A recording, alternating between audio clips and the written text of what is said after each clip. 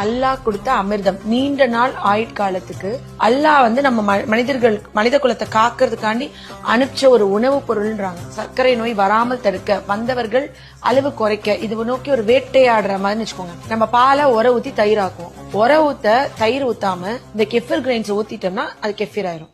Kefir கிரெயின்ஸ்ன்றது வந்து தனியா வாங்கணுமா? நம்ம அமேசான்ல எல்லாம் இருக்கு. நிறைய பேருக்கு இந்த ப்ரீபயோட்டிக்னா என்ன, ப்ரோபயோட்டிக்னா என்னன்னு தெரியாதுல்ல. சோ அந்த மாதிரி ஒரு ப்ரோபயோட்டிக் தான் இது. இதுல பாக்டீரியாவும் ஈஸ்டும் கலக்கிறோம். ஆறுன பால்ல தான் கலக்கணும். ஏன்னா அது உயிருள்ள மைக்ரோ ஆர்கானிசம். சூடு பால்ல கலந்தா செத்து போயிடும். இன்னும் நல்ல விஷயம்னா கெஃபிர் வந்து வளர்ந்துகிட்டே வரும். எனக்கு முத ஒரு பேஷண்ட் வந்து 1 ஸ்பூன் கொடுத்தாங்க. அவங்க குழந்தைக்கு வந்துட்டு இது இருந்தது, ஆட்டிசம் இருந்தது. பயங்கரமான கேஸ் ஸ்மெல் இருக்கும். கட்டு ஒழுங்கா இல்லாதனால ரொம்ப ஹைப்பரா இருப்பாங்க. யோசிச்சு பாருங்களேன், ரெகுலரா தயிர், பழைய சாதம், இந்த இட்லி, இந்த மாதிரி ப்ரீபயோட்டிக் ப்ரோபயோட்டிக் உள்ள உணவு சாப்பிட்ட குழந்தைங்களுக்கு கிரேவிங் ஃபார் ஜங்க் ஃபுட்ஸ் இருக்காது. It's open challenge. ட்ரை பண்ணி பாருங்க. குழந்தை நிறைய சாக்லேட் சாப்பிட்றாங்க. நம்மளே இந்த பிரபஞ்சத்துல ஒரு கிருமி தான். இந்த பெரிய பிரபஞ்சத்துல எல்லாருமே ஒரு லிவிங் ஆர்கானிசம்ஸ். யோசிச்சு பாருங்க. அதுல நம்ம வாழ்றதுக்கு நல்ல கிருமியும் இருக்கும், நம்ம உடம்புல கெட்ட கிருமியும் இருக்கும்.